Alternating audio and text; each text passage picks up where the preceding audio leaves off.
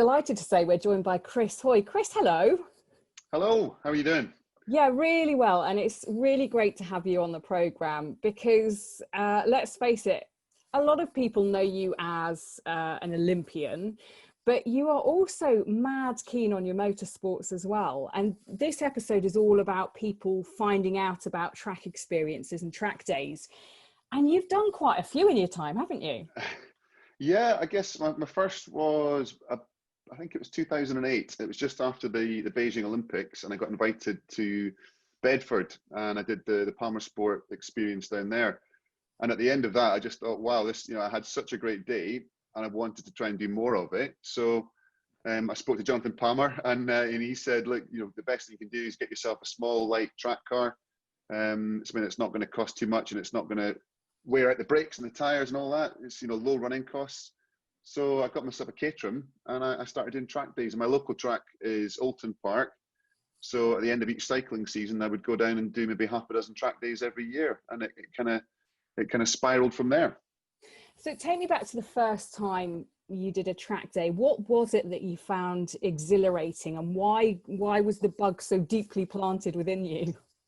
Well, the heart of it, I think, is just the speed and the adrenaline that you get from going fast in a vehicle. It could be, on two wheels on a velodrome, or, on a racing track. But in a car, you have the addition of the engine, the noise, it's just the whole experience. I was addicted straight away. So, my first proper track day that I went down, on my own, was on a miserable wet day at Alton Park.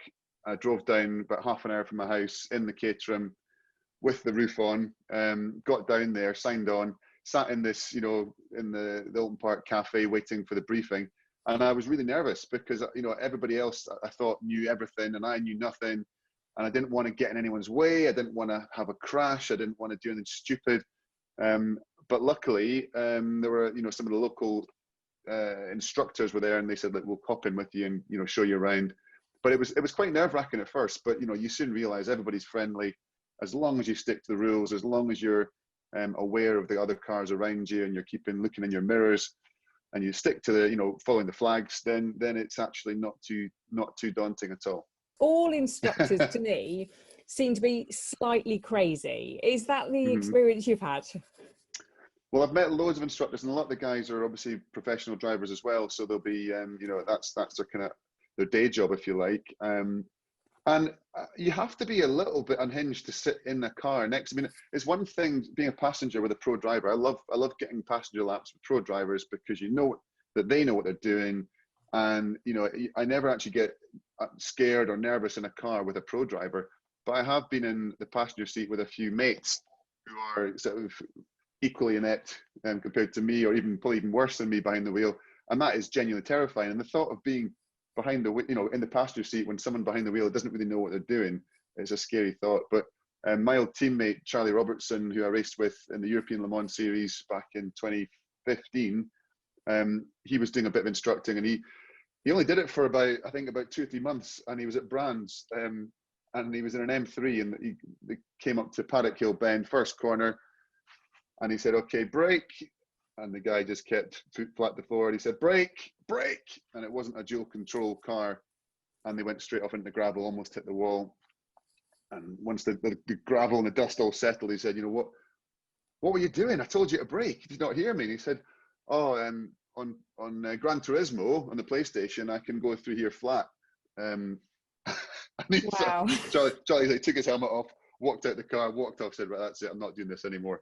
And that was enough for him. So, yeah, I take my hat off to these instructors that can do it day after day, week after week. That's a properly scary job. Never mind going through the Porsche cars flat. Never mind going through Eau Rouge flat. Properly scary motorsport is sitting in the passenger seat with a novice at the wheel. Yeah, I would be absolutely hopeless given that opportunity. It would be terrifying. Well, talk to me a little bit about Silverstone, because you've obviously raced there a lot, but you still go there to do the occasional track day. Yeah, I do. I'm down there quite frequently. I mean, I've been racing there. This year I've not raced there yet. I'm not racing there this year at all, unfortunately. But yeah, I do race there a fair bit. I raced there last year for the support race for the Grand Prix for the Formula One. So I raced in the Porsche Super Cup And, you know, having been to Silverstone so many times, I raced the 24-hour race there. I've raced European Le Mans Series when it was supporting on the WEC weekend, you know, loads of big races there. So I love it. As you know, I'm very familiar with Silverstone, but to experience it with a full crowd and a full atmosphere, you know, and you've got Lewis Hamilton and Sebastian Vettel warming up the track for you. It's a great experience. And yeah, I still go there now. You know, I still go down for track days. I've been there a few times this year. And it's, I think a lot of the draw of going to these tracks like Silverstone is knowing that all your heroes have raced on that exact piece of tarmac that you're on. You've seen some of the greatest battles take place on the very track, and you get to just, anyone can turn up in their own car, drive around. You know, it's a bit like being able to turn up at Wembley with your mates and have a kick around, you know, pay a few quid, come down, have a game of five-a-side. It's the same thing. You get to actually experience a genuine, you know, proper sporting venue firsthand. Do you still remember the first time you put your helmet and your overalls on at Silverstone to go out on track? And can you remember that kind of the excitement, what you felt at the time?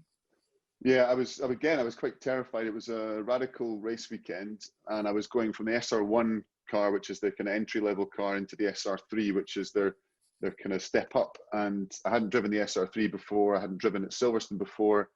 And it was one of those days where it was absolutely bucketing it down non-stop, and there was standing water and there were red flags. And I didn't even know, I hadn't been on the simulator. I didn't know which way the track went. So I was driving down, I remember driving down the Hangar Straight and not knowing whether it was the Wellington Straight. I didn't know whether it was a left or a right at the end. I couldn't remember, but there was so much spray. I was literally in the middle of the track thinking, right, I just got to react to whatever comes my way here. And it was awful. I had a really miserable day. And then the qualifying was bad, and the first race was bad. And then as the rains had died down, and as I started to get familiar with the track, by the end of the second race, I was having a brilliant time. And you know, the sections at Maggots Beckett's, or from the old first corner Cops through to Maggots Beckett's, is one of my favourite sections of any track I've ever driven. Particularly in a high downforce car, that you can really attack it and make the most of the downforce. It's such a fantastic venue, fantastic track. When you think about your Olympic career and your sporting life up until this point, what does motorsport give you that didn't? Is there anything? I think it's a mistake if you finish your sporting career and you try and find something to replace it. That's always a mistake, because you're never going to do that. It's, you know, your sport was the one thing you focused on. If you're doing it at a professional level, it was the center of your universe, and you put everything into it. And when you retire, I think it's important, or for me, it was important to then experience life in a bit more of a balanced way, and having, you know, doing a number of different things, but not to the nth degree, which is what I used to do with my cycling. So motorsport wasn't a replacement, but it certainly ticked the competitive boxes, if you like. I got to have that feeling of lining up on the start, the adrenaline, the nerves. I had, you know, that feeling of being part of a team again and working towards a goal.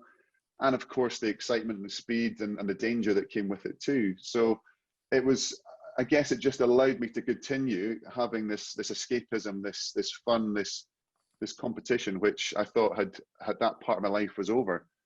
So it's not a replacement, but it certainly does allow me to enjoy elements of my cycling career in a completely different format, and also just make new friends. I got, you know, it's only now that I look back, I've been doing motorsport for 7 years now, and the number of people that I know, you go to a paddock, you can turn up at any track day or any race weekend on any championship, even if you're not competing, just turning up to be a fan, and you'll bump into folk you know, and it's such a small world. There's so many people that you become friends with. So yeah, I'm very lucky that I've been able to have this experience in motorsport and to pursue my passion. And every time I get in a car, you know, I think to myself, well, there's so many people would love to be in this position. And when I got the chance to do Le Mans in 2016, you know, I was determined to do a good job with it and to enjoy it, because I knew that I was so fortunate to be having this chance. Because how many fans out there, you know, how many actual drivers out there who have the ability that just don't get the chance to have to drive and to have the seats to compete. So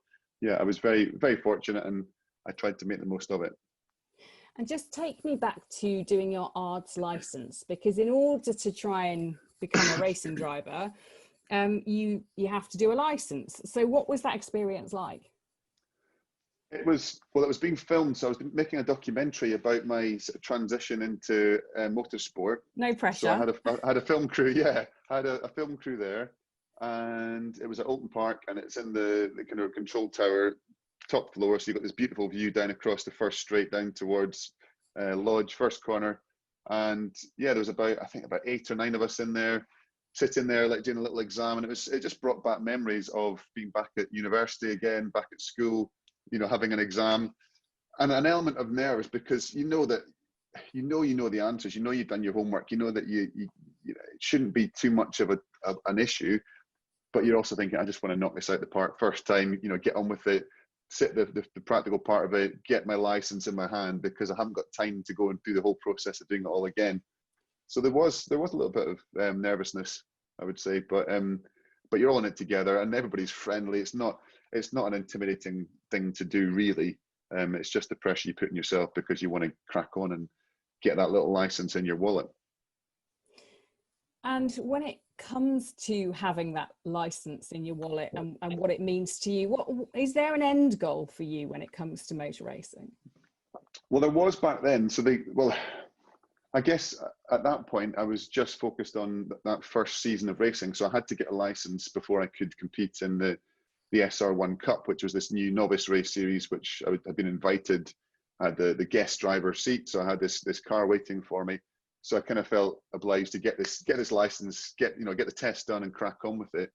And then it was only after maybe the first few races, it was Andy Wallace. He was one of my instructors. So to have someone of that caliber as your driver coach, you're always going to be, you know, starting off on a good foot. And he said, look, if you're enjoying this and if you want to, you know, Le Mans is within your reach, because it's a pro-am event. You know, you're going to have some of the best drivers in the world there, but also there's some of the best amateur drivers there too. So if you really do stick with it, and if you really do want to do this, then Le Mans could be an end goal. I thought he was joking when he first said that, but then he said it again a few months later, and it was the following year when Nissan came on board as an Olympic partner for Rio, and they approached me to become an ambassador for that relationship, and I said, yeah, that sounds fantastic. He said, but, you know, I'm doing a bit of motorsport now. Is there any chance I could, you know, tie that in? I don't want to stop racing other cars, you know, if it stops me from doing the other stuff. And he said, well,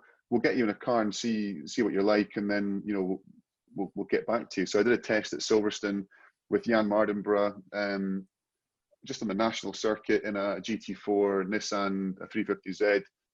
And I came back in, and they were like, well, we think we can get you to Le Mans in 3 years. And I was like, wow, you know, first of all, super excited, but also then thinking, oh God, what have I done here? This is, you know, I'm committed now. You know, it's all very well talking about it, but when you say, right, this is the goal, let's start making a plan. British GT next year, European Le Mans Series the year after, Le Mans, the big one, the year after that. So there were performance goals. I had to keep hitting certain target times and, you know, performance targets to keep on track, and I made it. And it was you know, one of these things. Even the first test at Le Mans in the year before I competed there, I did that in an LMP3 car with Ginetta, Charlie Robertson and Mike Simpson and Gaetan Pelletou and a few of the other guys. And just the first time you pull out the pits and drive down you know, the Mulsanne Straight, and you start going through these iconic corners and iconic parts of the track, you're pinching yourself, because it really is, you know, you've gone from being just a boyhood fan to suddenly you're in the thick of it, and you're experiencing it. So that was the end goal. So I have achieved that now, but I'd love to go back. I'd love to do this. So many other things I'd love to do in motorsport. Last year I did a series for Discovery called Dream Jobs, where I got to try different forms of motorsports. I got to race in the Porsche Super Cup. I got to drive a Formula E car at Rome on race weekend. I got to race World Rally Cross Championships in Barcelona. Loads of different things, monster trucks, all sorts. So yeah, I think there's loads of different goals, loads of things I'd love to try in motorsport, and I'm open to anything. Yeah, that's so cool. And I'm going to let you go in a minute, because I know you're a busy man. But just finally, for anybody that's thinking, oh, is a track day for me? Should I go on one of these experiences? What does it give back to you, just as a person? I would, first of all, I'd say go for it, and make sure, you know, the basics. Make sure your car is track worthy. Make sure if you've got a friend who's got a bit of experience of driving on tracks, take them with you. Definitely book in for some instruction from there's always instructors at the track. 15 minutes of instruction is well worth your time and money. It's, people worry about their cars and their outputs and what tires they've got on. Never mind all that. Just get some proper instruction on how to drive safely and drive efficiently, and that will be the best investment you'll have. But yeah, go for it. Enjoy it. You get so much back. It's not just about driving the track. It's about the fun you have, the people you meet, the experiences you have. Make sure you get a GoPro or some sort of camera, stick it on, because there's all these things that you look back and think, wow, that was an exciting moment, or you can relive the whole day, much to the annoyance of your partner, sitting there with a laptop open, watching you driving around a track much slower than you thought you were, for hours and hours afterwards. I love it. Chris, thank you so much for joining us. It's such a pleasure to speak to you, and all the best, I suppose, for the future, your motor racing career and everything else you do. Thanks, Jenny. Great to chat. Take care.